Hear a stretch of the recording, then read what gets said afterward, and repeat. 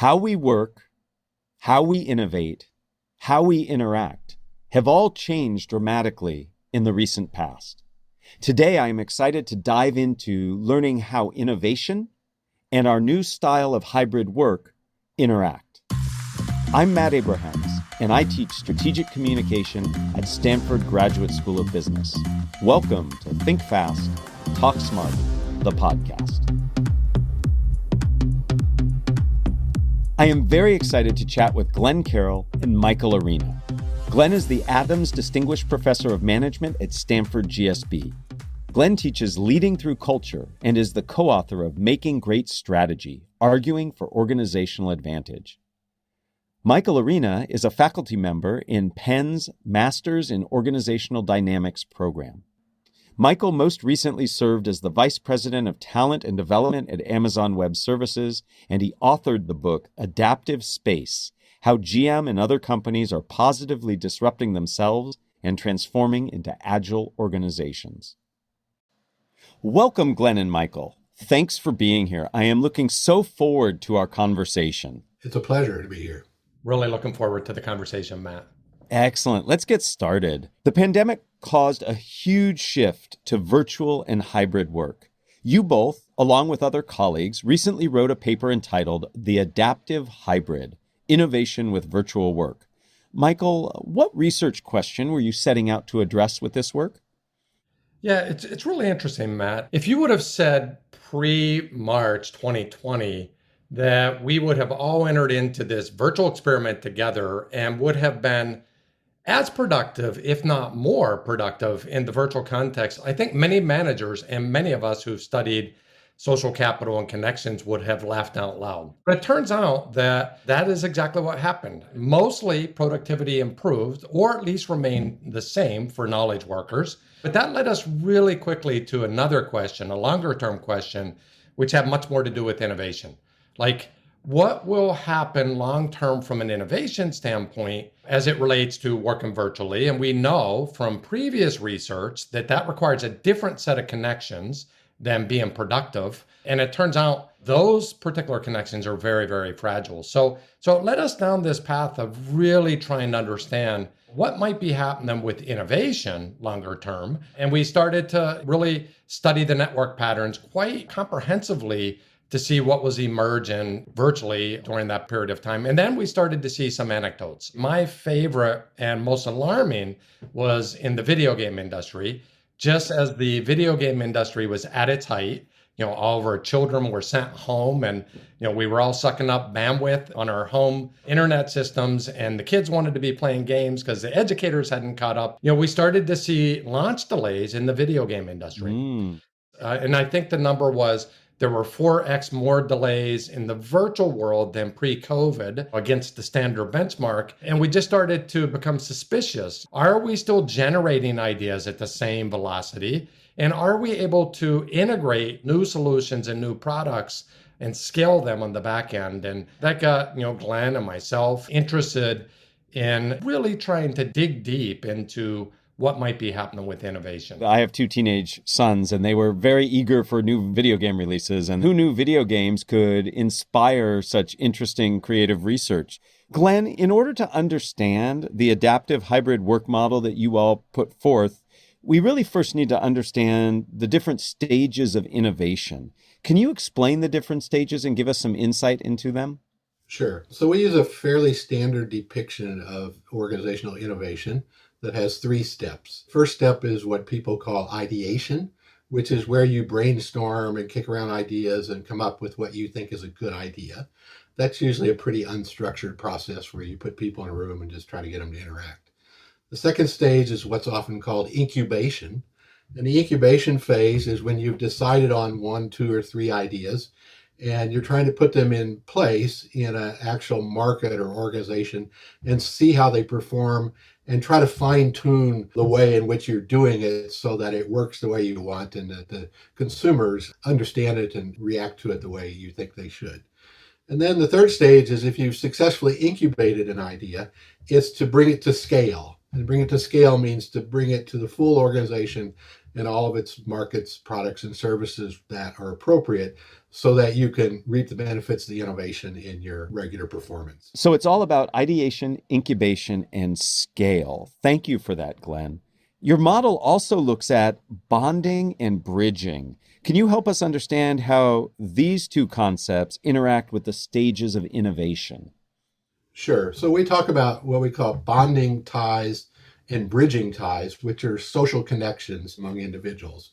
And if you think about a group of individuals who are very closely connected to each other, meaning they have lots of different dimensions to their relationships and they interact with each other regularly and they kind of know what's going on, and there's a lot of feedback and reciprocation from that. That's a bonding situation. Those are bonding ties. People feel close together, feel like a family, feel like a team. Bridging ties, on the other hand, are ties that stretch across vast parts of your social world, in this case, organizations. So a bridging tie would be someone in manufacturing might reach out to someone in marketing or in sales or something like that, who they don't normally interact with, but they're bridging across lots of different groups and lots of different parts of the organization in order to communicate with each other. Bridging ties tend to be much less frequent and much less intense, but are also important for innovation. And what we try to describe in the paper is the way I think most social scientists would think about how these networks interface with the different stages of innovation. In the first one, the ideation phase, you're talking about bringing together people from all different parts of the organization and having them interact with each other. And so they're actually bridging and connecting and making ideas flow from one part of the organization to another in ways that they might not normally. So the typical kind of interaction would be a water cooler conversation interaction where you're talking about the Warriors game tonight and you happen to talk about where you're parking, and that leads to a conversation about tires, let's say, and then about, one thing leads to another. So, but people are connecting because they come from different worlds and they're bridging across different parts of the organization. The second phase of innovation, the incubation phase, is when you're very focused and you've chosen an idea and you take your team and you say, we want to put this idea into place and try it out. And so the team is trying to be very focused, very efficient, and to try and do what they can to make it work. And so those are usually a team that works together a lot, and the bonding ties there help them execute very effectively. And then in the third phase, the scaling phase, the person or the team that's actually incubated the idea successfully tries to take it up to the larger part of the organization and usually needs help in terms of getting resources and getting people to give them access to different parts of the organization and markets that they don't normally have access to. And so those again involve bridging ties, but this time rather than bridging laterally, as might be the case in ideation, where you're just talking to people at the same level of organization, in the scaling phase usually are upward to people with authority who have resources and who could open up doors for you to get the thing in place. Wow, so it's quite a matrix that gets created here. And the way in which relationships and networking happens matters a lot, I can see, based on the different phases. So, Michael, I think we have all the pieces in place now. Can you elaborate for us on this adaptive hybrid work model that you have created and suggest the best ways we can optimize innovation in a hybrid world? Yeah, absolutely. And really just to build upon what Glenn just went through, the research that we went out and embarked upon across multiple companies suggested to us that the type of social capital in a virtual world showed up differently. And in other words, and I'll go way back to the beginning of our conversation, bonding social capital actually increased immediately into the pandemic. With our closest colleagues, it actually went up as much as 40%. With Wow. a few more distant colleagues, there's been some research out there that said maybe at least an increase of 20%. But that is also the same kind of social capital you would think about, not only for incubation, but for productivity. So our hypothesis, and we've got good substantiating evidence on this, was that productivity increased because our closest connections, Zoom is really good for bringing, your 5 to 7 closest colleagues together. And so we didn't miss a beat in the area of productivity. Turns out incubation was also positively affected during the initial stages of the pandemic. However, the opposite side of that are bridging connections that Glenn talked about dropped off a cliff about 30% in literally the first few months, which is what made us suspicious about, can we continue to ideate across the organization as we've lost these bridging connections? And then with the video game industry, are we able to scale on the back end and synchronize these things up for formal endorsement without the appropriate bridging connections? And that is essentially what the paper's about. I think a lot about Lee Fleming's work up at Harvard. What it takes to discover new ideas from a social network standpoint is the exact opposite of what it takes to build those ideas. And that's the core premise of the research. We've got to think through very fluidly, what stage of work are we in as we're trying to innovate? Like, are we at the beginning stage of a new idea or new innovation? And do we need bridging connections? Or are we in the middle? Are we building? Or are we trying to scale? And the adaptive hybrid is basically suggesting that we need to be much more adaptive in the way we think about hybrid work. It's perhaps the most foolish advice, in my opinion, I'm not going to speak for Glenn, although I believe he believes this as well, is to say, come back in the office 2 to 3 days a week. To me, that's like playing social lottery. You increases your chances of connecting with people, but it's not very deliberate at all. If you're not there when you need to be there with other teams that you're dependent on, you don't really increase your odds all that significantly. So what we're arguing for in the paper is an adaptive hybrid that says you've got to ask 2 core questions. What work stage are you in based on those 3 phases of innovation? And then secondly, how much social capital and what kind of social capital do you have stored up? And our premise is based on those 2 questions, you may choose to work virtually because you've got stored up social capital, or you may choose to come in the office, but doing it super deliberately with the other groups you need to interact with. The advice is to look at what's going on at a meta level to understand where you're at in terms of the process, and then to think about that social capital, the way in which we need to connect with people and leverage our social network at work to accomplish the goals. And in some ways, that sounds like a lot of extra work, but it sounds like it's work that's very well worth it because it allows you to then make sure you're maximizing for where you're at that point in time. So besides the 2 questions that you posed, Michael, I'm wondering, are there other things that managers, leaders can be looking for to help maximize the likelihood that they're actually going to be successful innovating? Yeah, the questions matter immensely. I also think that there's not a prescription for this. Like, the easy thing to do is to want to hardwire this and build a prescription. We've got to experiment our way here. The other practical advice I would give to leaders is you got to use really high judgment and go run some experiments. Use different interventions. Decide when you're going to come in the office and which 3 teams you may pull together and which intervention will work best. And what I've seen a lot in businesses is also play with what virtual tools might work. The most practical advice is trust your instincts and use high judgment. And then the second one is experiment, experiment, experiment. It would be easy for Glenn and I and others to come out and say, you need this intervention or you need that intervention. But that may not work for your company. What we're really trying to challenge leaders to do is to use that high judgment and then experiment like crazy with the interventions that work most with their teams. A big theme I'm hearing from what you and Glenn are talking about is this notion of we have to be flexible. Setting rigid guidelines and boundaries might work against innovation and more opportunistic types of interactions. I can't miss this opportunity to talk to Glenn and not bring up the topic of authenticity. Authenticity is a topic that we've talked a lot about on this podcast, and it plays a large role, I believe, in communication and lots of other areas. So, Glenn, I am curious to learn your thoughts about the role of authenticity in communication and how we can actively work to be more authentic. It's one of the first bits of advice most people receive when they come to their communication or somebody to help them with their communication. They say, okay, just be your authentic self. I'm just curious, what are your thoughts on that? So I think I have a pretty straightforward answer to your question, Matt. And my answer would be that someone is an authentic communicator when they are the same person in public speaking that they are in private. That is, you don't see a change in the character, the demeanor, or even the things the person says. They're really the same person. And I think if you say someone's an authentic communicator, that's a great compliment because it says that they're really natural when they're speaking in public.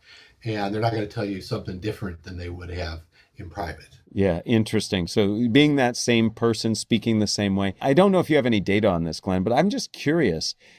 When we all moved to virtual communicating or communicating in an intermediated way, I think a lot of us became inauthentic just because we had so much to pay attention to. I mean, we've got all these volumes and buttons and all this. Do you have any instinct as to the difficulty that virtual communication had on authenticity or its impact on authenticity? So I don't have any data, and I haven't seen any really good research on that. I mean, my impression is pretty similar to yours. I think that a lot of people became what I would consider much more artificial when they're online than they were in person. On the other hand, you see the same thing, when people get up and speak in person sometimes. It's not just a virtual setting where you see that. You think like, wow, that's a different person. I've had people say, well, I don't know, just something happens and I become a different person when I'm speaking. I don't necessarily think that's a bad thing. Some people are probably better communicators when they're doing that, but it does make you wonder what's going on that makes a person change. Absolutely. Well, maybe there's some research and collaboration that we can do on that because I'm fascinated by how the environment influences people's authenticity.